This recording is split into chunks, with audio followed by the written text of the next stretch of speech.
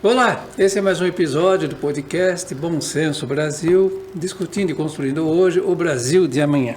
Quando esse programa for ao ar na semana que vem, e você estiver assistindo, com toda certeza, né, até pelo calendário, já terá ocorrido a cerimônia de entrega do Oscar e a gente vai saber, esperamos que sim, se o Brasil conseguiu arrebatar pelo menos alguns dos prêmios para os quais foi indicado com o Agente Secreto, ou não.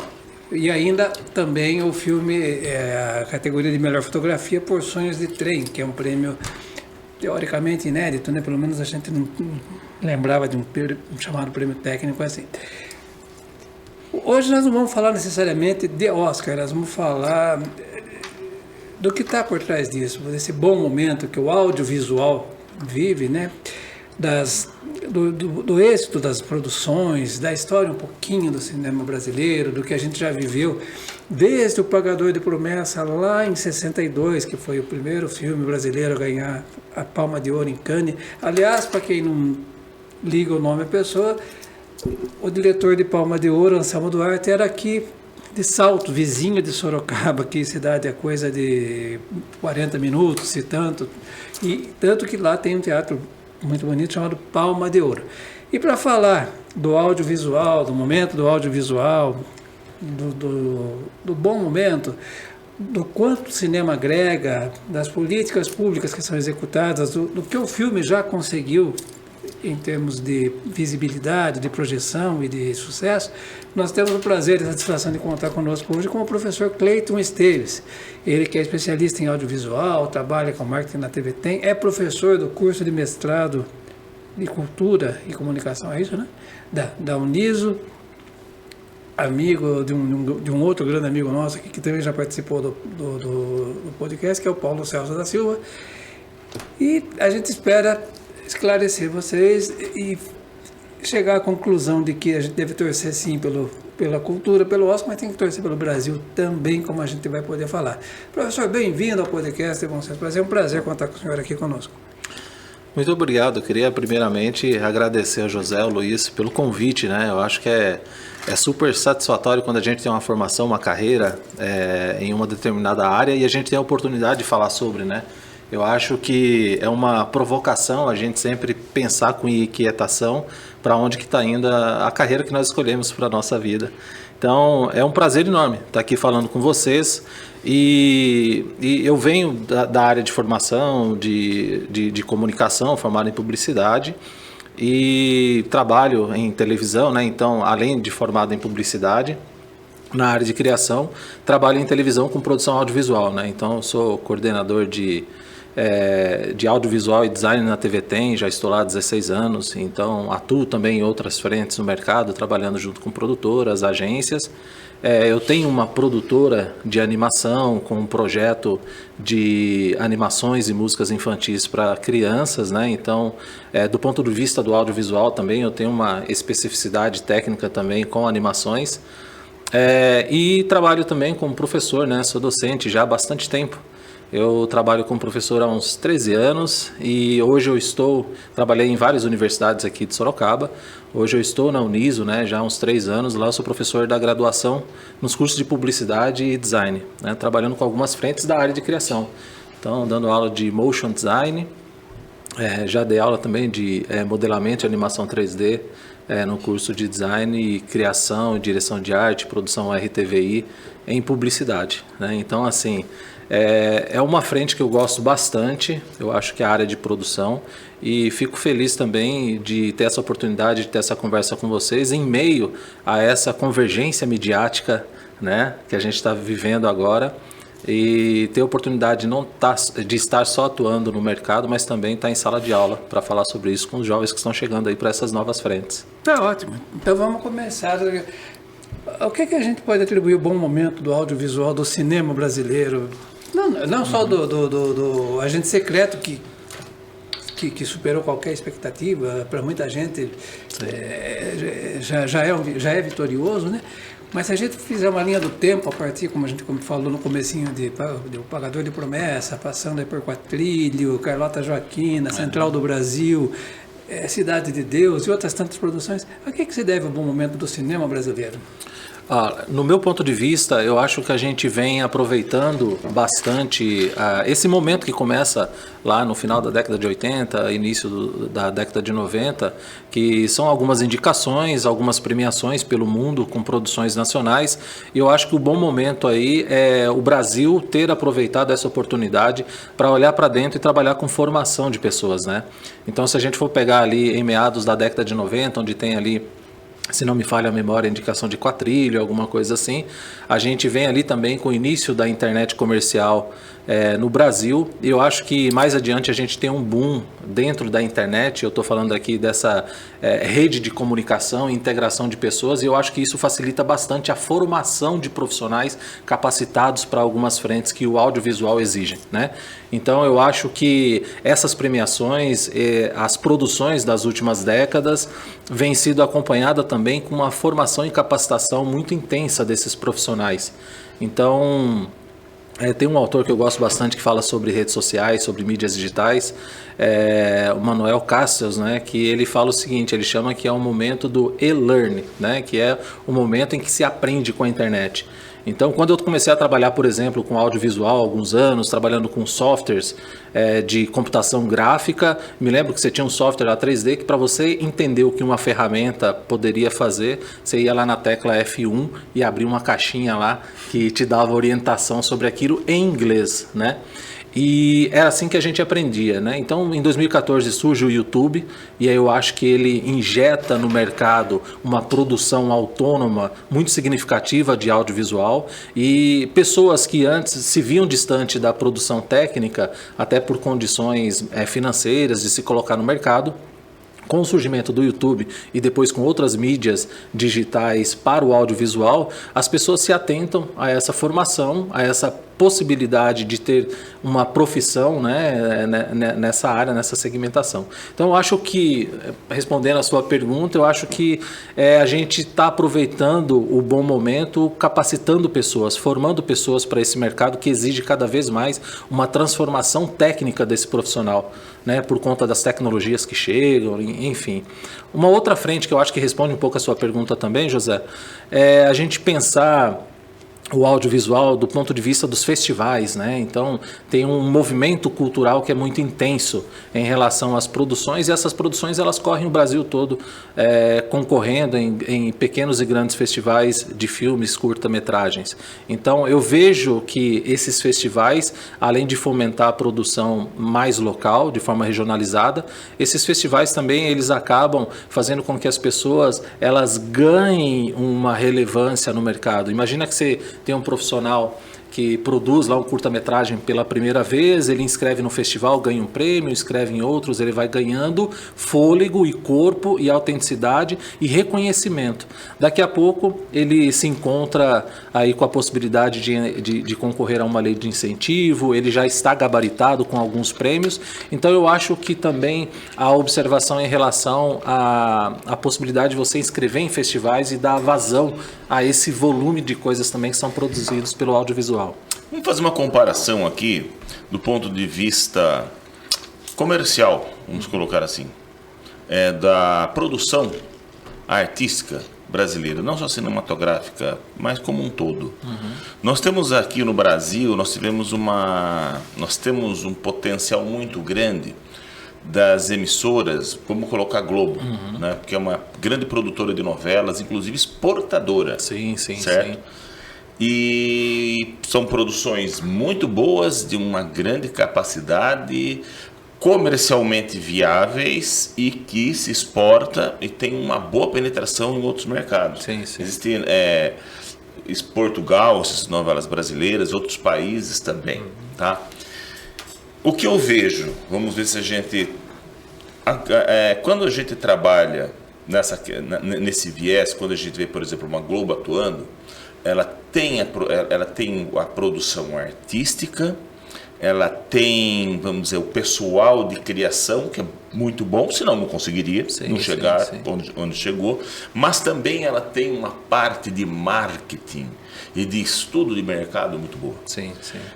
Isso, eu lembro uma vez que eu estava discutindo numa aula de mestrado, há muito tempo, lá na Casper Liber, eu não cheguei a terminar, mas a gente discutiu bastante isso. Na parte de cinema, tá? Quando você coloca cinema brasileiro e você coloca o cinema internacional, cinema americano, tá? No cinema americano, quando o diretor vai produzir um filme, ele faz um estudo, e vamos falar assim de uma linguagem assim bem mais simplista, se reúnem as pessoas, como nós estamos reunindo aqui, o que a população quer ver, o que o povo, o que o consumidor quer ver. Por quê? Lá não existe lei de incentivo. Sim, sim. Lá é mercado. E lá é uma indústria, e uma indústria gigantesca. No Brasil, uma crítica que se tinha há um bom tempo atrás, já há um bom tempo, estamos vendo aí se vemos alguma mudança, é que na produção brasileira não se perguntava, não se tinha esse trabalho de perguntar o que a população, o que a sociedade, o que o consumidor quer ver. Mas existia uma situação mais unilateral do produtor, do diretor, o que eu quero ver. E aí nós tivemos muitas produções, ao contrário do que se vê hoje, que se gastou muito dinheiro de lei de incentivo, e na hora de ir para o cinema não teve 50 pessoas assistindo. Sim, sim. Tá? Um dinheiro perdido. A lei de incentivo, o objetivo da produção cinematográfica é justamente o quê? É ter um resultado. E do ponto de vista cultural, expandir cultura. Tá? Sim, sim. É ser um americano. O americano, a cultura dele é por todos os países, porque ele transfere isso através de suas produções. Sim. Tá? Nós estamos vendo uma mudança nesse comportamento. Por isso que eu falei a colocação da Globo, que é uma indústria, é uma empresa. Ela não trabalha com lei de incentivo, ela trabalha com patrocínio, com audiência, e o negócio tem que dar certo. Tá? Sim, sim. Estamos vendo aí uma mudança, ou pelo menos vemos uma luz no fim do túnel, para a gente começar a fazer algumas coisas que deem resultado. E deem resultado em que sentido? Do ponto de vista comercial, sim, que a produção precisa se pagar.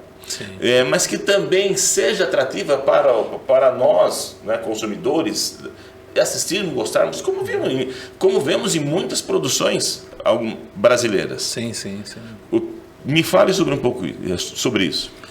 Eu entendo, né, que a Globo, ela tem, como todas as emissoras, ela é uma empresa de mercado, então ela tem uma área de inteligência que vai no mercado buscar informações, pesquisas, levantamentos, para colocar nas suas produções aquilo que a partir dessas pesquisas é apontado como desejo da população no que se vê. Eu acho que é um pouco disso que você está falando em relação às leis de incentivo. As leis de incentivo são extremamente importantes para o desenvolvimento técnico e de setores importantes como o audiovisual. Mas, ao mesmo tempo, talvez, pegando a agência, que eu não sei se tem esse trabalho esmiuçado, mas se você pegar um Ancine, por exemplo, a contrapartida seria investir também na prospecção de mercado, para que uma pessoa ela entre em uma lei de incentivo como proponente e ela tenha ali uma provocação desse sistema em apontar para ela, olha, o direcionamento do seu público é mais ou menos para esse e tal, para que a gente tenha dados cada vez mais atualizados. E eu estou falando que essa pesquisa de prospecção para o mercado poderia vir dentro de uma própria lei de fomento à cultura, né? Porque você daria essas informações para as pessoas colocarem o seu projeto já dentro desse perfil de público desejado ou de consumo de mídia, para que a expectativa seja atingida de alguma maneira, né? Para que não tenha essa frustração que você acabou de colocar. Então eu acho que de fato a Globo ela tem um investimento nessa área mercadológica, como o audiovisual como produto de mercado, mas eu acho que falta de repente essa lei de incentivo vir com essa contrapartida de cruzar dados e trazer informações mais perenes para essas pessoas trabalharem de forma mais assertiva. O grande gargalo do cinema brasileiro, né? Dá para pôr aqui, Rubem, aquele quadro que a gente colocou, quer ver o primeiro lá da audiovisual brasileiro fomenta com recordes históricos, boas práticas de governança. Sobe um pouquinho, só para a gente ver o texto lá. Segundo esses dados aí, em 2025, né? Os investimentos em audiovisual no Brasil chegaram a quase 1 bilhão e meio, né? São valores compatíveis ou ainda a gente está muito distante da necessidade do audiovisual aqui? Eu acho que é um valor compatível com a nossa realidade nesse momento, mas a gente precisa de mais investimento, né? Eu acho que quanto mais investimento você tiver na área, mais possibilidade ela tem de romper algumas barreiras. Saiu um dado recente também que o audiovisual, né, em relação a algumas áreas de produção da sociedade, eu acho que o audiovisual ele empregou mais do que a metalurgia pela primeira vez. Então é um dado muito interessante, muito relevante para a gente pensar para onde está caminhando o audiovisual, né? Se for pensar aí a produção de um curta-metragem, por exemplo, a produção de um longa-metragem, quantas pessoas envolvem, né? Quantos setores envolvidos? Recentemente, com a minha produtora de audiovisual, eu estou numa fila concorrendo a uma lei de incentivo do PROAC para a produção de um curta-metragem. E eu achei muito interessante o sistema. É pela primeira vez que eu entrei para fazer a inscrição e para participar como proponente, eu achei interessante pela a alta exigência de capacidade técnica para se produzir um material como esse, né?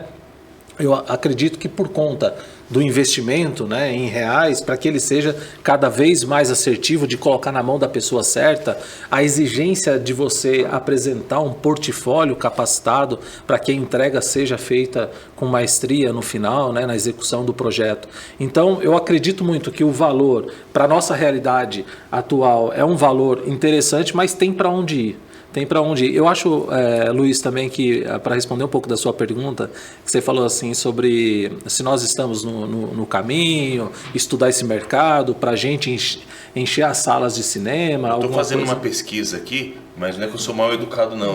Mas eu estou fazendo pesquisa para pegar alguns dados aqui que a gente está conversando, que a pessoa conversa, ele está mexendo no celular, é mal educado. Não, fique em paz. E aí eu acho que a própria produção de cinema, a própria produção audiovisual está dando algumas respostas para a gente em relação ao que a sociedade quer ver, né? Então, assim, embora seja ainda muitas mazelas, mas o que a gente vê como alto índice de representação na sala de cinema são filmes que trazem a realidade dura e crua do Brasil do jeito que é, né? Então, os grandes sucessos das últimas 2 décadas, pelo menos, a gente tem Cidade de Deus, a gente tem Tropa de Elite 1 e 2, um sucesso tremendo e tal. E agora a gente tem também o Agente Secreto, que traz também uma realidade nua e crua de forma muito bem regionalizada, muito bem contextualizada.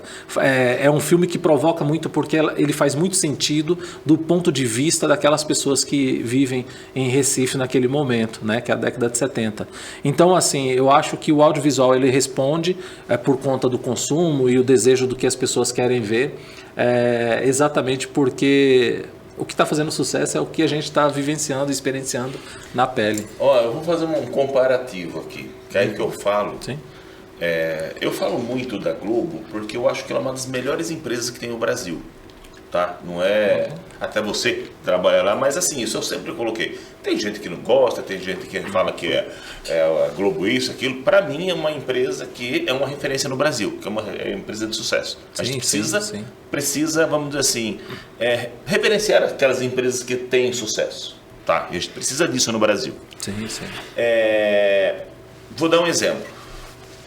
A gente está colocando aqui o investimento com o audiovisual brasileiro, 1,41 bilhão em recursos efetivamente desembolsados.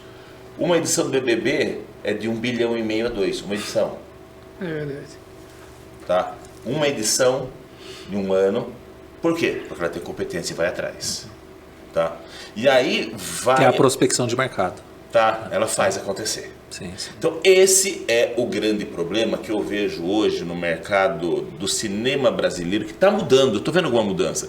Muito porque muitos atores, diretores Né? Você vê, por exemplo, o último Robocop foi dirigido por um brasileiro, Zé Padilha. Zé Padilha, tá? sim. Nós temos aí o Wagner Moura, que atua nos Estados Unidos em vários filmes, o Rodrigo Santoro. Sim. Né? Então está se trazendo um pouco de experiência. E por que eu falo muito da experiência americana?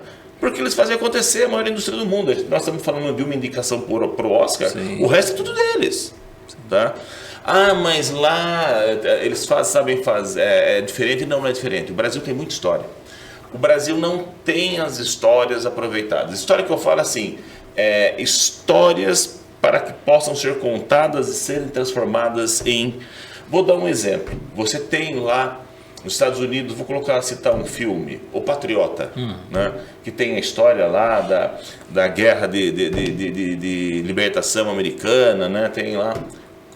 Quantas histórias nós temos no Brasil que nós não conhecemos, mas estão lá no livro de história?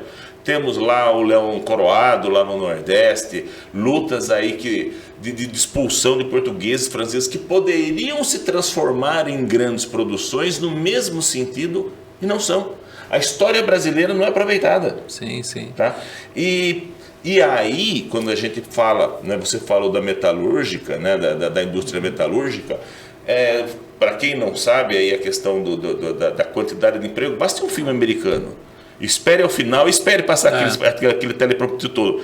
Tem 1 milhão de pessoas que passaram ali. Sim. Eu já eu vou ler ali tudo, quero ver se meu nome está aí também, que parece que o mundo inteiro trabalhou aí. Mas é isso. É uma grande... fonte de empregos. A grande indústria de exportação da cultura americana. Exatamente, pode ser feito no Brasil, porque o Brasil também tem história.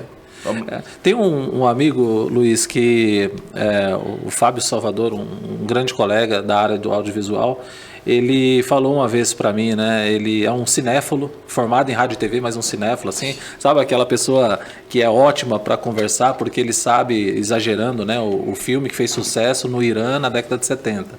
Então, assim, é muito específico. E aí ele me fez um comentário uma vez, ele falou, cara, eu adoraria ver um filme de faroeste brasileiro, nessa pegada, nessa estética do faroeste. Né?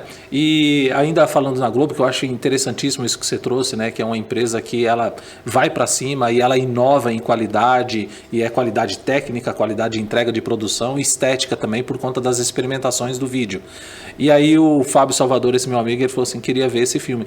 E o ano passado, em maio, eu estava no Rio to See, um dos maiores eventos de criatividade da América Latina, né? Aqui pela TV Tem, eu fui para lá e estava em um painel da Globo e eles apresentaram lá uma série que já está no Globoplay, que é uma série, se não me engano, o nome é Sol Nascente, que retrata exatamente o cangaço, exatamente aquela experiência. E eu me lembrei desse meu amigo falando, pô, a gente tem como fazer porque a gente tem, é um país continental, então a gente tem muita história para contar. Muito. Né? E não é aproveitado. Exatamente. Assim, do ponto de vista de todas as possibilidades, se a gente for pensar o próprio folclore, né? a narrativa do imaginário brasileiro, do Brasil, a gente teve uma série, se não me engano também, de 2 temporadas na Netflix, falando sobre a cidade invisível, né? Tinha lá os personagens que até fiquei assim, devia ter continuado. Então, assim, a gente tem muito o que fazer, a gente tem muito o que produzir, mas eu acho que ainda precisa virar uma indústria, é fato isso, porque isso emprega pessoas, movimenta uma área da economia que é muito importante para várias famílias, né? A gente sentiu muito esse impacto na pandemia, em todos os setores de produção cultural. O audiovisual, eu acho que é o momento que a gente está também, né? Igual eu falei aqui sobre a convergência midiática, essa ideia da gente estar ligado a um aparelho eletrônico, a gente está cada vez mais conectado com imagem digital. O audiovisual ele está numa grande fase, ele está num momento de excelência. Por isso que o investimento ele faz sentido com a realidade nossa hoje, mas pode ser muito maior. Né?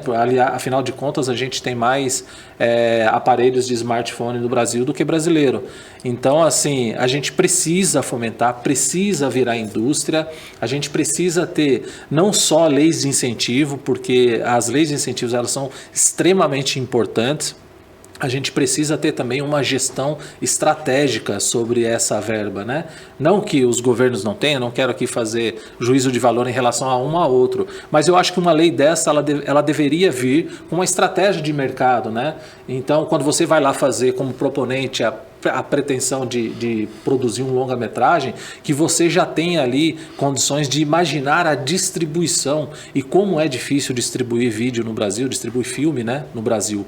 E sem contar que a gente tem um avanço aí pensando na tecnologia dos streams, das salas de cinema que fica a ver navios com algumas produções que chama mais o público para assistir em casa. Então essa, de novo, né, que eu falo, a convergência midiática nos coloca diante de um cenário de transformação que o próprio cinema agora tem que se ressignificar, né, do ponto de vista de produção e consumo de mídia, né? Então teve uma briga recente, relativamente recente, acho que em 2015, 2016, se não me engano, entre a academia do Oscar nos Estados Unidos com a própria Netflix, né? Será que a Netflix pode concorrer ao prêmio do Oscar, né? E para fechar isso que nós estávamos conversando, que você trouxe essa provocação, é importante a gente entender também que o Oscar é um evento americano. Ele é feito por americanos, para americanos, e a gente entra como uma categoria de estrangeiro, de produção estrangeira, né? Vai concorrer a um dos prêmios, mas assim, porque você já tem muito bem estruturado, enraizado dentro da cultura e dentro do processo de produção industrial, o cinema, de tal forma que o evento é deles, é para eles, né? Então, assim, o próprio evento reflete. E um número significativo que mostra o tamanho desse evento e a representatividade disso no mundo, as pessoas, né, os profissionais que avaliam os filmes que estão no Oscar, são cerca de 11 mil pessoas pelo mundo, né? E a academia nunca revela detalhes, né, demografia dessas pessoas, desses profissionais. Faz muito sentido. Mas, assim, são muitas pessoas pelo mundo, então quer dizer assim, o foco está lá. Né? E eu acho que vale a pena o Brasil olhar para a indústria americana, aproveitar ali o que se tem para aproveitar como estratégia de mercado e pensar como negócio o audiovisual. Deixa eu pegar carona nessa sua avaliação. Você falou da Netflix.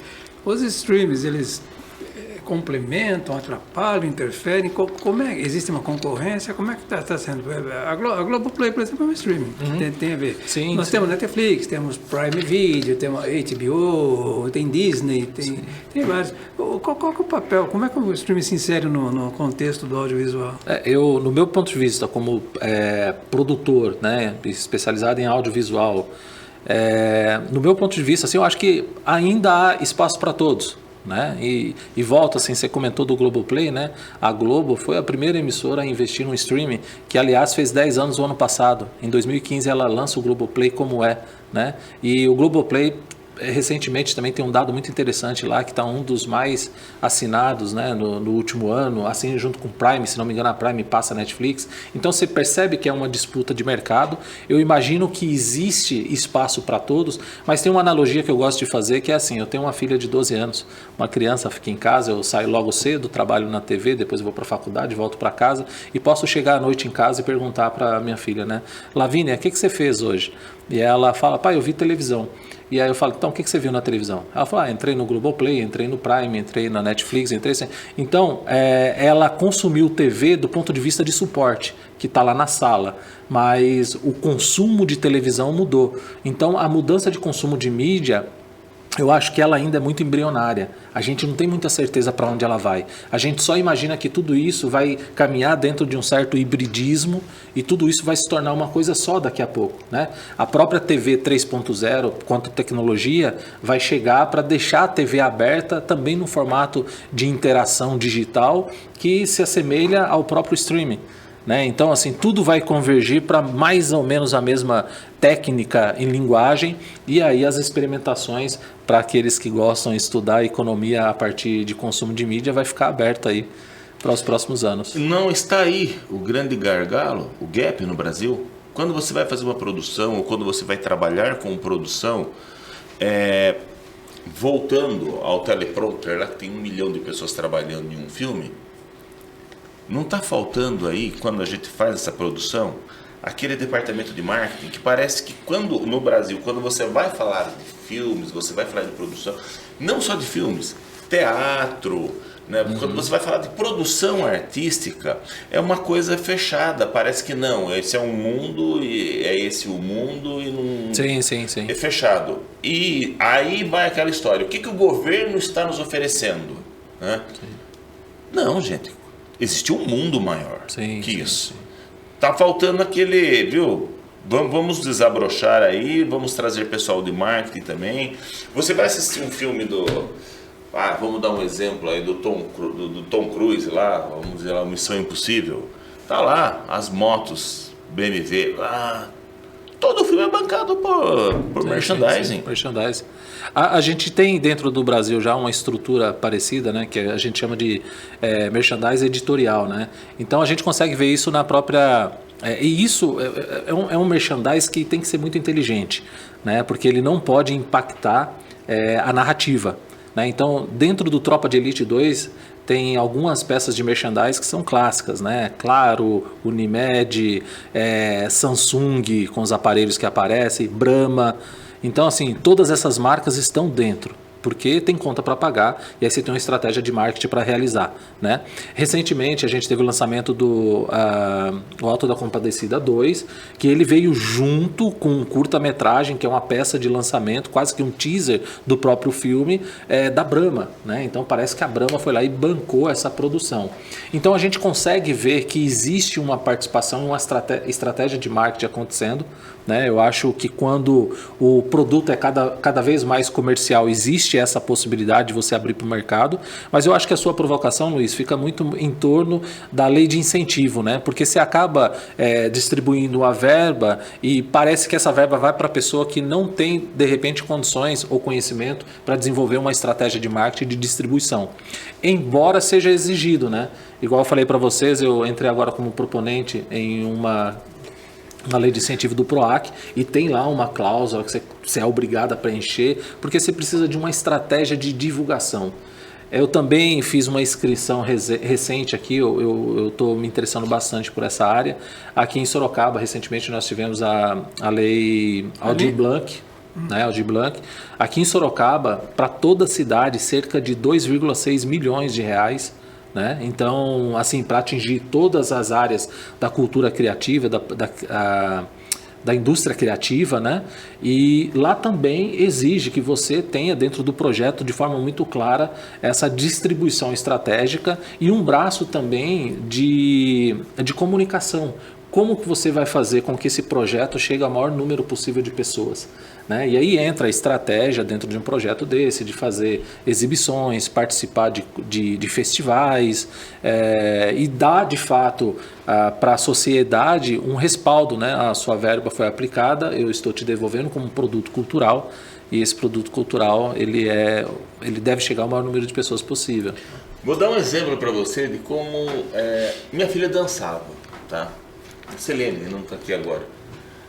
Ela é a nossa companheira de trabalho, como diz o Silvio Santos. Verdade. Ela não pôde vir. Está fazendo edição lá de um vídeo, inclusive.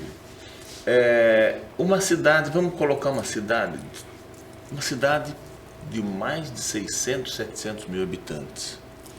Uma cidade, uma das 20 maiores cidades do país, com muita gente, muito potencial, que não tem um festival de nada. Sim. Que cidade é essa? Sorocaba. Minha filha dançava. Sim. Eu já fui em festival com ela em Florianópolis, Blumenau, era exterior. Gente, aqui ninguém faz nada. Isso aqui é o retrato do Brasil. Quando a gente fala em festival, quando a gente fala em apresentações, países têm muitas apresentações. Os países que realmente trabalham com cultura, porque têm o interesse principalmente de expandir a sua cultura. Aí eu saio só da questão americana. Vou dar um exemplo para vocês, um fenômeno que está acontecendo agora, dorama. Sim. Dorama. Sabe, não há meu Deus, lá em casa eu chego lá, só escuto minha esposa assistindo dorama. Falei, Adriana, você fica louco, vai virar coreana também. Os caras estão investindo pesado, estão vendendo e o pessoal está assistindo. Caramba, os caras começaram outra, por que o Brasil não começa também? Tá? Estamos começando, já temos, como eu falei, o exemplo da Globo que faz. Sim. Mas tem muito espaço, tem muita coisa para ser feita e não faz. Eu acredito que Esse exemplo que você trouxe dos doramas, né? Eu acho que é um movimento ali pós-guerra, né? Eu acho que a Coreia do Sul, ela pega ali aquilo que os Estados Unidos oferecem e ela coloca em prática de forma muito efetiva. Tanto do ponto de vista de produção industrial em diversas frentes, desenvolvimento em tecnologia, educação. A gente sabe que o país é referência em algumas frentes. E a própria distribuição de cultura pelo mundo, né? E isso, o dorama é agora, mas isso começou com o K-pop há alguns anos, há cerca de 10, 15 anos. Então, assim, é uma estratégia muito bem desenvolvida, que eu acho que eles copiam ali, ou copiam não, eles pegam ali mais ou menos o caminho que os Estados vêm, por conta dessa aproximação do pós-guerra, eu imagino, com os Estados Unidos. Mas a gente tem muito espaço e potencial para isso. A gente precisa aflorar, a gente precisa, acho que desbravar, é essa a palavra, né? Encontrar o caminho, encontrar os meios da gente fazer chegar. E aí eu acho que por ser também professor, eu me preocupo bastante com a formação das pessoas. A gente tem um gap geracional muito grande em relação ao profissional capacitado, né? Como a gente pensa os Estados Unidos ou a própria Coreia, que vem nesse caminho também, lá você tem uma estrutura interna que forma muito mais rápido, né? Embora hoje no meio digital parece simples quando um adolescente pega e começa a fazer edição de vídeo no CapCut, no celular, você fala, não, vai ser um ótimo editor. Não, a gente está falando de forma profissional. Como que a gente forma essas pessoas? Né? Eu já trabalhei com profissionais, bons operadores de câmeras, tá? Bons operadores de câmeras que não sabem muito bem quantos frames, o que é FPS, quantos frames por segundo. Cara, olha, eu falei assim, a gente está assistindo um material e eu falo alguma técnica de enquadramento, plongé, contra-plongé, e o profissional faz uma boa entrega. Então, tecnicamente, ele não tem informação, ele não tem a formação, mas ele copia o que ele vê. E por aí eu acho que já é um caminho aceitável, porque quer dizer que ele consome. Né? Então vem através da referência. Mas eu acho que a gente tem que dar um passinho para trás mesmo e pensar na capacitação dessas pessoas. O Brasil ele é muito generalista, né? Essa palavra ela soa um pouco estranha assim, parece pejorativa no primeiro momento, mas do ponto de vista da área de criação, de produção gráfica e indo para o audiovisual, que são as áreas que eu atuo, é muito bom para esse profissional, né? Então a gente pega, por exemplo, a técnica de 3D. Você tem um profissional 3D, o processo de animação do 3D ele é muito bem separado, isso dentro do software. Você tem a modelagem, você tem o rig, a animação, texturização, iluminação e render. Tá? O brasileiro, eu acho que a gente tira leite de pedra. O brasileiro, ele conhece todo esse processo, porque ele começa sozinho, ele vai aprendendo, ele vai estudando, fazendo curso e tal, e aí daqui a pouco ele é um profissional completo dentro do 3D. Esse cara, ele consegue ir trabalhar na Pixar. A hora que chega lá na Pixar, ele vê que o profissional 3D lá, ou ele modela, ou ele riga o personagem, ou ele texturiza, né? Então, assim, ele já está capacitado, ele já tem uma visão sistêmica do processo, e o profissional generalista brasileiro de produção do audiovisual, da área de criação de modo geral, ele é muito bem quisto fora do país por essa visão sistêmica, né? Então, assim, a gente tem bons profissionais e a gente tem um profissional, eu falei aqui leite de pedra, né? Um profissional que tira da onde não tem. Tem um exemplo muito legal. Eu achei que era só aquela história de dizem as más línguas da boca pequena, mas depois eu vi o Fernando Meirelles confirmar isso em uma entrevista. Ele estava em uma convenção com alguns diretores de cinema, tal, depois que ele já tinha dirigido Cidade de Deus, que ele foi, acho que dirigir um ensaio... sobre a cegueira? Ensaio sobre a cegueira e tal.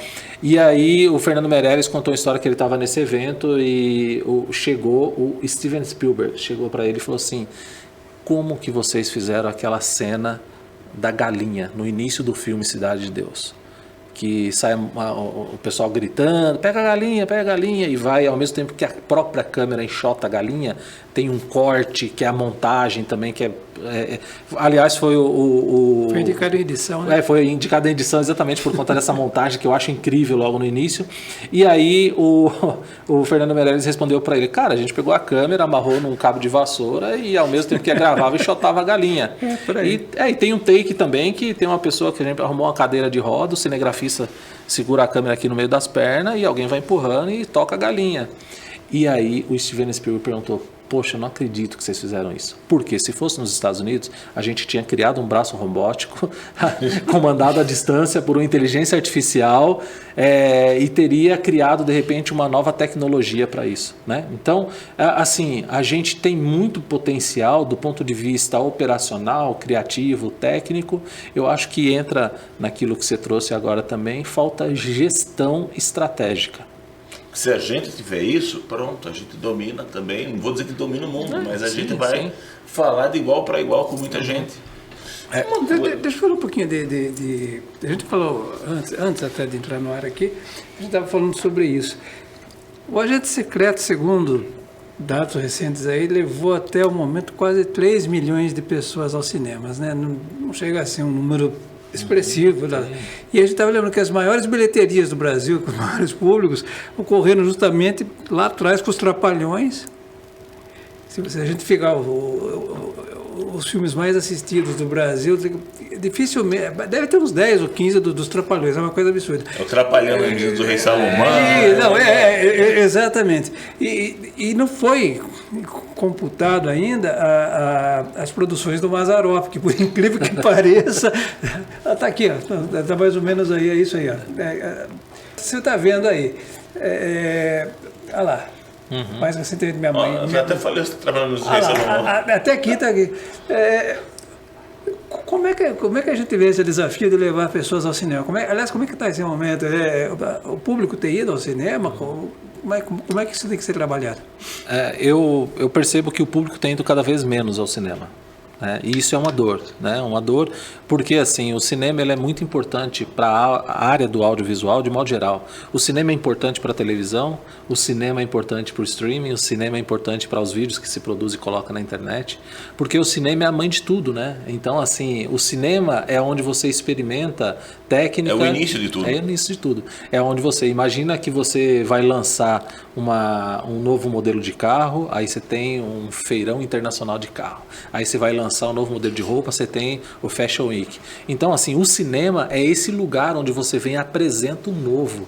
E as pessoas começam a olhar para esse novo e replicar pelo mundo em diferentes formatos de mídia. Então, por isso eu acho uma judiação, mas assim, é a minha visão como profissional de audiovisual, que o cinema as pessoas estão indo cada vez menos, mas por conta do streaming, por conta da comodidade. E eu acho que uma estratégia para as pessoas irem mais para o cinema, eu acho que uma estratégia ideal para as salas de cinema, para o investimento, é que as pessoas elas vão ao cinema por conta da experiência. A experiência de se encontrar com os amigos, a experiência de assistir filmes juntos, a experiência de sair de casa para assistir filme. Levar a namorada? Levar a namorada. Uma perda muito significativa aqui em Sorocaba é assim, nós não temos cinemas fora de shoppings. Né? Fazia não, só aqui, né? Hoje acho que não tem mais lugar nenhum. Não, em São Paulo tem algumas. Tem. Mas você está falando em São Paulo, isso, 30 milhões ainda tem alguns, né? Isso, tem alguns. Mas assim, esses alguns, pensando nos 30 milhões, eu, se não me engano, a capital com a grande São Paulo, ali é cerca de 17 milhões de pessoas, alguma coisa em torno disso. Mas, assim, mesmo se você pegar uma segmentação desse público e você fechar em uma atividade, é um público muito grande, né? Pensando ali o recorte de São Paulo. Então, é por isso que São Paulo tem um movimento cultural muito mais intenso, né? E por isso talvez não tenha se desprendido alguma coisa, eu volto à sua questão, algum festival em Sorocaba, pô, está tão perto de São Paulo, eu vou para São Paulo. Mas não é assim, né? A gente precisa também das nossas produções locais, enfim, eu entendo super. E assim, você quando tem uma cidade do tamanho de Sorocaba, você faz um festival de dança, você faz um festival de cinema, um festival de teatro, você atrai pessoas do Brasil inteiro. É uma perda do ponto de vista, inclusive, de turismo muito grande. Sim, muito, sabe, muito quando grande. A gente leva, por exemplo, lá, você tem Blumenau tá lá, Santa Catarina também te falou, mas eles têm. Sim. Eles fazem, lota a cidade. Eu vou abrir um parênteses aqui, antes que alguém nos critique, porque fatalmente vamos falar lá que toda vez que acontece. A questão de não haver festival em Sorocaba, que realmente é fato, mas houve até pouco tempo atrás, lá nos anos 90, o festival tropeiro de teatro, antes que a classe teatral se incomode e critique, houve festival, mas parou. Não tem mais nada. Tinha o Prêmio Sorocaba de Música também, parou, mas não era público, era feito em parceria com o poder público. Então existe, mas a gente ainda tem essa carência muito grande e precisa mesmo da ferramenta. Mas nós estávamos falando... 21 milhões de população na Grande São Paulo. São Paulo? Boa. Eu estava lembrando de cinema, isso não é de hoje não. Quando eu comecei a advogar lá em 90 e pouco, lá, se bem que foi um caso isolado, é bem verdade. Nós não tínhamos Justiça Federal aqui ainda. Aliás, o Luiz começou a Justiça Federal aqui em Sorocaba. Você começou já aqui? Sim, sim. Começou, né? Foi 94. E a gente advogava e ia para a Justiça Federal em São Paulo, que ficava na Paulista, né?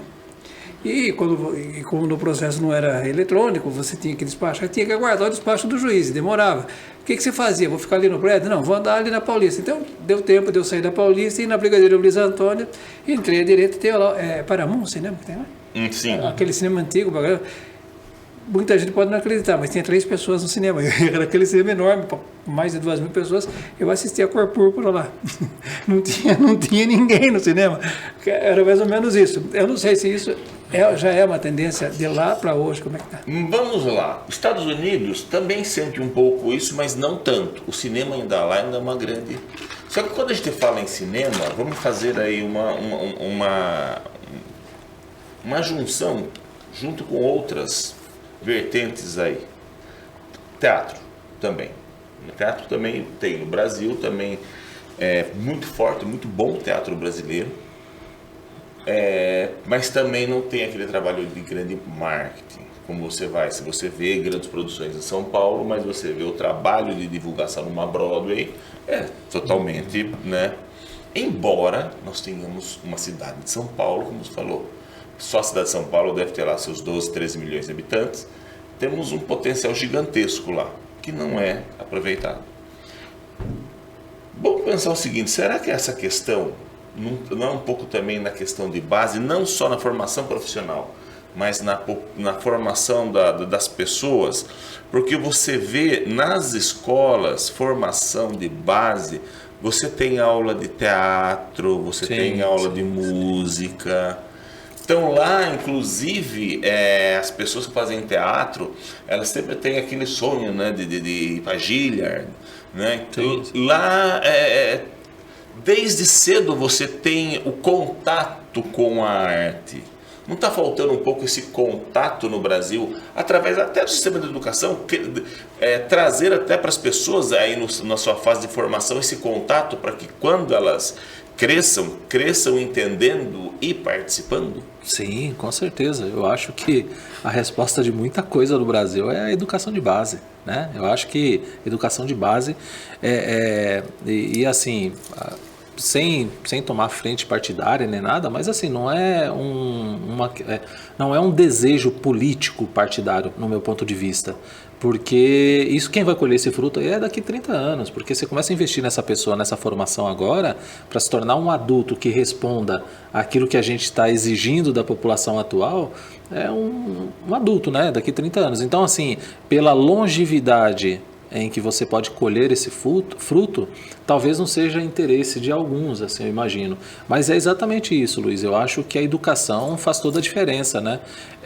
Aqui em Sorocaba, eu não sei se é assim ainda, mas em 2016 e 2017 eu tive o prazer de dar 2 palestras em uma escola do bairro onde eu morei a vida toda, ali perto da Vila Formosa, uma escola estadual. E quando eu voltei, eu falei, nossa, mas por que a professora está me chamando para falar para essa escola, que onde eu me formei era um formato padrão, né? Quando eu voltei, era um formato diferente, era um projeto, né? Um projeto onde você tinha aulas de teatro, então você tinha um contato com a arte, os alunos ficavam lá o dia todo, então na primeira parte era ali a parte de escola, de disciplinas tradicionais, e no período da tarde o aluno poderia ficar ali e ter aula de computação gráfica, aula de teatro, aula de dança, de música, né? Então eu falei, cara, então eu voltei e encontrei outra escola. E isso me chamou bastante atenção, não vou saber acertar aqui o nome do projeto, mas é um projeto novo naquele momento que em 2016 me chamou bastante atenção. E é exatamente isso, a formação de base vai dar resposta para a gente sobre essas pessoas. E assim, entra naquela sua primeira pergunta, que está relacionada assim, a gente está fazendo o que as pessoas desejam ver?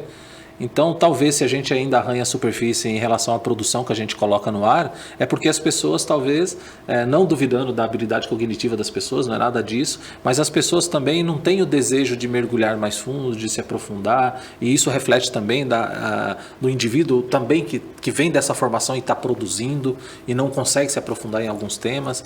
Então, assim, eu acho que a educação de base resolveria muita coisa no nosso país. Voltando a essa questão. A Uniso tem um curso de teatro, tem um projeto de que leva teatro às escolas da rede pública, inclusive a professora Latânia Boy.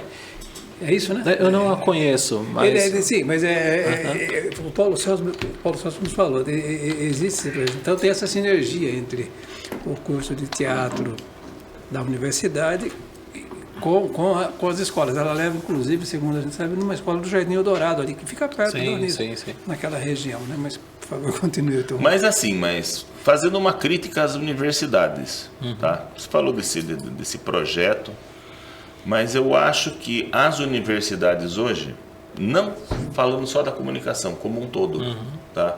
Mas vamos focar aqui na educação. Essa questão, eu acho que hoje, para você melhorar o Brasil, para você mudar o Brasil, você tem que ter algumas frentes. E uma das coisas que eu defendo aqui é essa mudança do Brasil. O primeiro passo tem que ocorrer onde? Nas universidades. Porque não adianta você pegar aquela pessoa de uma classe mais baixa que não tem um conhecimento, alguma coisa, e pensar que ela vai mudar. Não. Ela é facilmente trazida aí, né, vamos dizer assim, para uma questão assim, questões políticas, alguma coisa, que muitas vezes não tem nada a ver com economia, com desenvolvimento, com nada. Eu acho que a elite hoje ainda está na universidade, só que a universidade brasileira é muito fechada, tá? A universidade brasileira, ela não forma empreendedores, ela não tem essa visão ainda de mercado, ela tem a visão de formar pessoas, tá? Por isso que universidades americanas formam empreendedores. E você vê, por exemplo, pessoas que saem do Harvard, MIT, quando saem, eles não saem com empregos, eles saem com empresas montadas. Muitas vezes acontece isso. E nessa questão de comunicação, eu acho que as universidades já deveriam estar produzindo já há muito tempo. Eu acho que não pode ser um programa, eu tenho um programa, vou pegar uma escola aqui, e nós vamos fazer um projeto nessa escola. Não, eu acho que uma universidade, ela tem que falar assim, nós temos um programa e nós temos que ter um projeto de irradiação. Começa nessa escola, depois vai para essa, porque senão acontece o seguinte, você falou de um projeto de 2016, e cadê esse projeto agora? Morreu? Ninguém sabe, ninguém viu, eu não estou sabendo. É isso que falta em Brasil. Sim, sim. Sabe? E a universidade poderia participar muito disso, mas não estou fazendo isso como um trabalho, mas com uma situação assim um pouco mais abrangente. Sem dúvida. É bem isso. Tem um componente nisso, professor, que eu queria colocar, sem nenhuma preocupação em partidarizar e polarizar. Eu estou aqui, vamos lá, o que é isso, companheiro? Eu estou aqui e o Agente Secreto, né? Essas três produções, elas são ambientadas e discutem o período da ditadura militar. Inclusive até teve alguns humoristas que caracterizaram, né, militares da época lá brigando e dizendo que não podia continuar assim porque a ditadura estava inspirando histórias para o cinema. Existe essa sinergia, é uma coincidência apenas que as produções que abordaram esse período tenham chegado a esse resultado. Eu acho que na verdade é aquilo que eu comentei agora há pouco, quando eu comecei a falar, que na verdade as grandes produções que vêm dão resposta um pouco também do que as pessoas querem ver. Eu acho que está relacionada às nossas dores, né? Às nossas mazelas. Então, os filmes que foram indicados, né, ao Oscar, e a gente pode ter esses últimos 3, pelo menos, né, o Cidade de Deus, Ainda Estou Aqui e o Agente Secreto Agora, são filmes que trazem muita violência, né? E não quer dizer que o Brasil ele só é violento. Eu acho que, na verdade, a gente deixa transcender isso para a tela, para a produção do audiovisual e do cinema, de alguma forma. Então, eu acho que existe a possibilidade da gente explorar outras frentes, não estou dizendo aqui que não possa ser feito, mas eu acho que, de alguma maneira, isso ainda atrai o público, tá?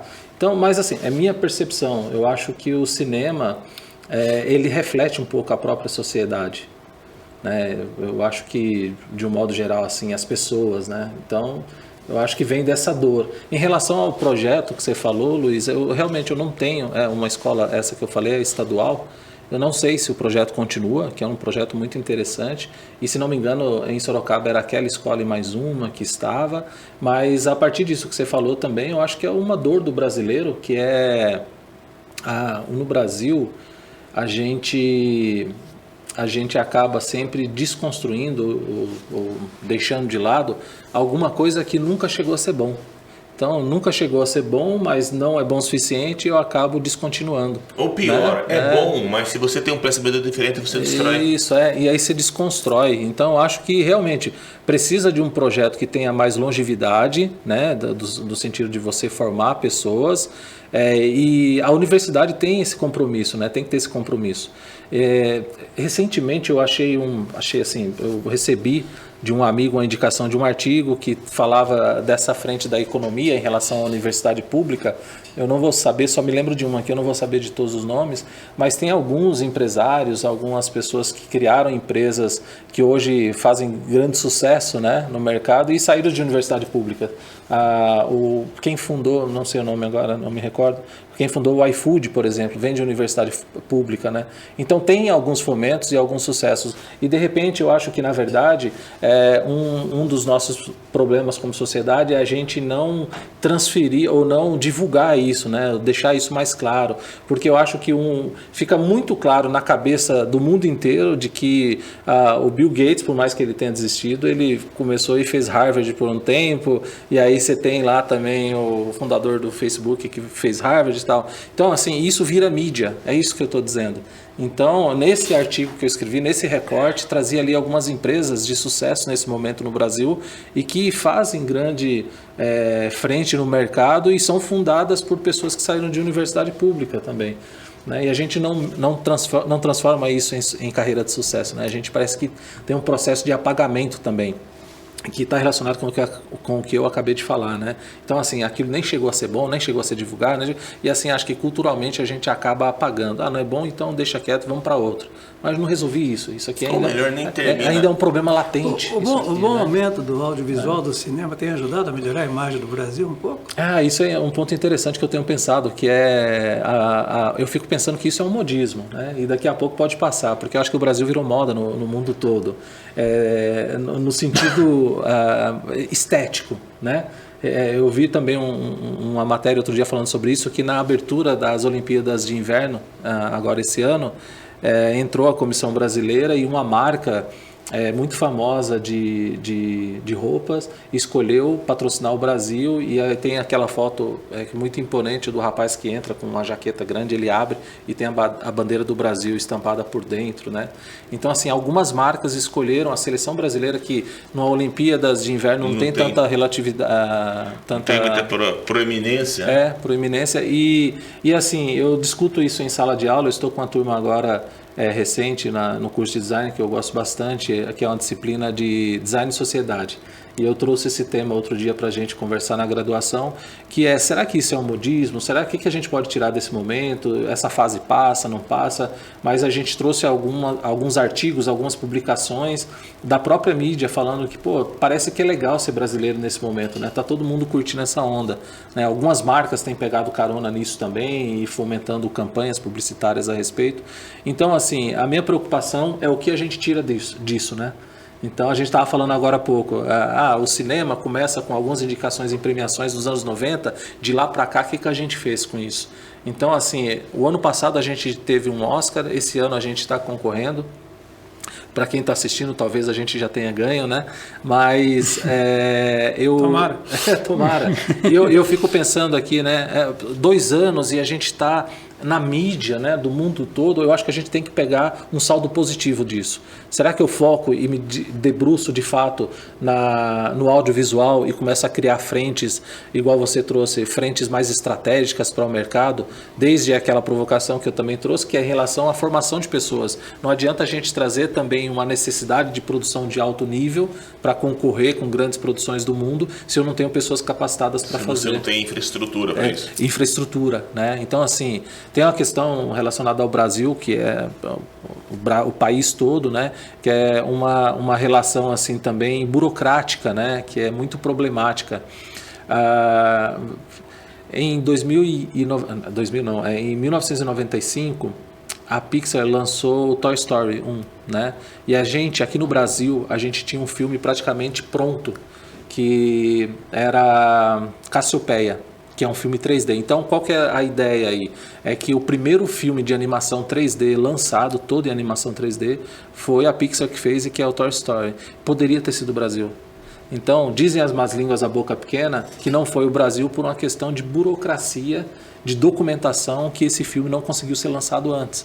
Né? Então, assim, é uma dor que a gente tem quando a gente olha para essa história e fala, poxa, né, poderíamos ter sido o primeiro país a lançar uma animação 3D com a técnica 3D e não foi.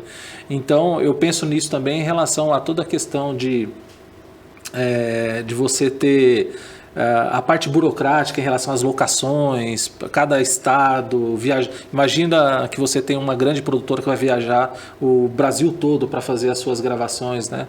Então, assim, a gente precisa ter leis de incentivo também regionalizadas para absorver esse tipo de produção. Recentemente, eu não sei qual era o trâmite, como foi feito, mas recentemente teve uma série, eu acho que é uma série, já tem um trailer já, que é sobre aquele acidente nuclear que teve em Goiânia. Césio. Essa série, produzida pela Netflix, a série é um longa, teve algumas cenas gravadas aqui em Sorocaba. Né? Então, eu soube disso na época da gravação, se não me engano, no Éden, ali no estádio do SIC, né? Então tem alguns takes que eu reconheci no trailer agora, né? Então, isso é muito legal para nós, né? Eu acho que talvez eu tenha ficado impactado e me chamou bastante atenção por ser da área do audiovisual e ver essa produção nacional aqui na nossa cidade. Então, que as cidades... No SIC, onde mais? No Éden. No Éden teve também. E aí eles trouxeram, né, a produção. Porque lá tem a Saturnia, lá também tem radiação. Mas teve parece que numa clínica aqui, né, no centro da cidade também. Isso, foi mais ou menos isso. Em compensação, já passou também, mas o Cafundó, que foi a vida do João de Camargo, não foi gravado em Sorocaba, foi gravado fora. Né? Verdade, não tinha esse detalhe. Foi, porque o Paulo Betti tentou, mas não conseguiu. Tal. Depois ele fez, mais recentemente ele fez aquele Febre da Selva lá Brasil. Isso, que gravou aqui em Salto, né? Henry James, lá mas aqui em Sorocaba... Então, e talvez ele não tenha conseguido por conta dessa questão burocrática que estou exagerando aqui às vezes, mas é isso. Eu acho que a gente precisa ter uma abertura também para absorver como sociedade esse tipo de produção. Né? Algumas frentes, eu acho que políticas ou da sociedade de um modo geral, para a gente ter essas produções mais próximas da população e a população entender para onde vai esse dinheiro e ver a produção acontecer, sabe? Mas mesmo assim, eu defendo muito a iniciativa privada. Sim, sim. O limite, eu entendo que o limite do poder público, ele tem que dar um incentivo para ajudar a crescer. Mas o crescimento mesmo vem com audiência, com a empresa privada, com patrocínios e com o mercado. Você nunca vai conseguir competir com uma indústria americana em que eles conseguem, eles trazem, eles têm uma estratégia de marketing, estratégia de merchandising que eles têm. Eles não dependem de governo. Sim. Na realidade, inclusive nos Estados Unidos, assim como no esporte, o incentivo do governo americano é 0,00000. O governo americano não gasta um tostão. Por quê? Ele arrecada impostos. Sim. É uma fonte de receita, não de despesa. Temos que crescer ainda. Eu acho que não dá para tirar ainda a lei do incentivo. Não. Você precisa. Não, acho que nem deve. Mas você deve chegar ao momento disso aqui crescer e andar pelas próprias pernas. De criar autonomia, né, de mercado. Exatamente. Mas eu acredito que o próprio nome, né, que é uma lei que incentiva. É como se você desse ali os primeiros passos. Olha, é por aqui que se vai, né? Então, assim, de fato, se a gente tivesse condições de tocar qualquer projeto com incentivo privado ou público-privado, que você tem um investimento de início para começar a rodar e daqui a pouco você tem aparato. As grandes produções funcionam assim, né? Daqui a pouco você tem lei de incentivo, por exemplo, para tocar um filme. Aí daqui a pouco você vê lá um valor lá de um banco que entra, de uma marca grande, porque você precisa terminar e você precisa fazer isso rodar de alguma forma, né? O Brasil, aqui na lei do incentivo à cultura, ele tem algumas situações paradoxais. Eu lembro de um caso que ficou muito... Foi de um banco, não lembro qual. Não é que eu não quero falar, não. Mas ultimamente falar de banco é meio complicado. Não, mas ele participou da lei de incentivo, a lei de incentivo à cultura. Cuidado com o banco. Autorizava, não é o master, né? Não, né? E fez um aporte de 8 milhões, à época, 8, 10 milhões, mas na lei de incentivo à cultura que foi abatido de imposto de renda. Então não foi o banco, que a turma fala, o banco patrocina. Eu vou falar besteira, não sei se foi o Bradesco ou Itaú ou Safra na época, faz um tempinho já, mas patrocinou o Circo du Soleil. Gente, para o Circo du Soleil não precisa ter incentivo da lei, uma coisa inclusive internacional. Foi o Bradesco. Foi o Bradesco? Foi o Bradesco. Ele dentro da lei. Sabe? Mas, gente, a lei de incentivo não é para isso. A produção, tal, gente, a lei de incentivo é para você produzir e incentivar que sejam produções, mas pelo menos nacionais. Sim. Eu acho que isso tem que ser o mínimo, né? Uma exigência. E o preço do ingresso? Mas eu acho que por estar no Oscar, né? A gente lê bastante, procura entender como foi produzido, mas eu acho que o Agente Secreto traz uma lição para a gente também, que ele foi feito num formato de coprodução com outros 3 países. Não me recordo. É verdade. 4, né? 4 países. 4. Então, assim, eu acho que isso é uma frente de oportunidade também, sabe? Porque nenhum país no mundo, né, a não ser Bollywood em números de pessoas e de investimento ali, que fica de frente ali com os Estados Unidos. Mas eu acho que nenhum país no mundo faz frente e essa coprodução é super importante. É super importante para você ganhar fôlego, para poder produzir. Mas você colocou uma estratégia já. Opa, vamos fazer coparticipação, vamos trabalhar. Não vamos ficar dependendo única e exclusivamente de uma bênção do governo brasileiro. Sim. Foi inteligente. Sim. É isso que nós precisamos ter inteligência, saber correr atrás. Sim. É isso. Eu acho que a coprodução, acho que ela faz sentido com outros países, né? Então, assim, e o Brasil também, participar de outras produções, que eu acho que é super importante, porque você vai mandar, é como se você mandasse o seu funcionário, o seu colaborador, para um intensivo, né? E aí, poxa, a gente tem profissionais aqui que pode dirigir filmes fora, pode produzir, pode ser diretor de arte, fotografia. Então, assim, é muito importante para o Brasil a área do audiovisual, para o momento que nós estamos. Eu acho que pelo que vem por aí em relação ao tipo de mídia que a gente está construindo e, sobretudo, eu acho que como sociedade, né? E principalmente, finalizando, para que isso aí não vire um modismo, que isso seja perene. Isso. A ideia é essa. Só para concluir uma coisa, para além do glamour, das coisas que a gente acompanha, o que o Oscar significa? Qual que é a importância? O que ele agrega? O Oscar, ele, além de ser uma premiação renomada no mundo todo e reconhecida pelo mundo todo, tem outras premiações. Tem uma muito famosa agora, eu não me recordo agora o nome, acho que é CAFTA ou BAFTA. É da Inglaterra.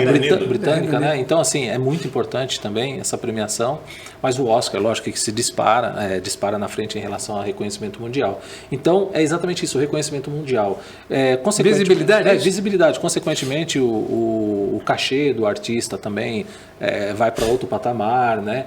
Ele também começa a se envolver com outras produções. O Wagner Moura, por exemplo, ele tem uma frente que é muito interessante para o artista que ele se formou, que ele é diretor também, né? Então ele dirige filmes, ele já dirigiu, por exemplo, além de atuar lá na série Narcos, ele também dirigiu ali alguns episódios, depois ele fez o Marighella também como diretor. Então, assim, é um profissional que tem um processo mais completo, então ele tem a visão sistêmica que eu falo, né? E daqui a pouco esse cara tem aberturas também para dirigir longas no espaço americano também. José Padilha, quando dirigiu o Robocop. Sim, José Padilha foi para dirigir o Robocop. Aliás, ele foi morar, né, em Los Angeles e tal. E foi interessante, só um recorte do José Padilha aqui, porque no Tropa de Elite 1 teve aquele problema que vazou o filme e tal. E aí ele teve problema com distribuição. No Tropa de Elite 2 ele falou, não, eu vou criar uma empresa de distribuição, e ele criou uma empresa para distribuir o próprio filme. E assim, só para a gente ir também encaminhando para o fechamento, o José Padilha me chama a atenção em relação àquilo que a gente conversou aqui pouco sobre a produção audiovisual e o cinema que mostra as dores de uma sociedade que é violenta, né? O José Padilha, uma das primeiras grandes produções dele, que é incrível, é muito bom, eu recomendo sempre, que é um documentário que ele fez sobre o ônibus 174, se não me engano. Sim. É um documentário excelente daquele... da morte da... Isso, que teve a morte no final. Professora, no ônibus lá no Rio. Eu não sei se falei aqui a linha certa do ônibus e o nome do documentário, mas é interessantíssimo porque esse filme abriu porta para ele para as outras produções, até chegar no Tropa de Elite, que depois ele vem mostra de novo do ponto de vista da sociedade a violência que nos ocorre, e ele vem e faz esse fechamento com o Tropa de Elite 2, que eu acho interessante o ponto de vista, que ele fala, olha, não é só por aqui, então a camada da violência também é top-down. Né? Então vem de cima para baixo. Então esse filme do José Padilha, que é um documentário, que é excelente também, fica uma referência muito boa para ele, para as outras produções, né? Muito bem. Chegamos então ao fim desse episódio do podcast. Mas faça a pergunta. A gente chegar daqui. É verdade. A gente chegar daqui a 30 anos e a gente ter a Hollywood brasileira. Como a gente começa? Quais os primeiros passos aí? Ou segundos, terceiros, já que nós estamos dando alguns primeiros já, como que a gente mantém? A pergunta seria a seguinte, como que a gente faz para que isso não vire modismo e se torne perene? Estava aqui na nossa conversa, e a gente já falou sobre isso, eu acho que é a formação técnica e de base.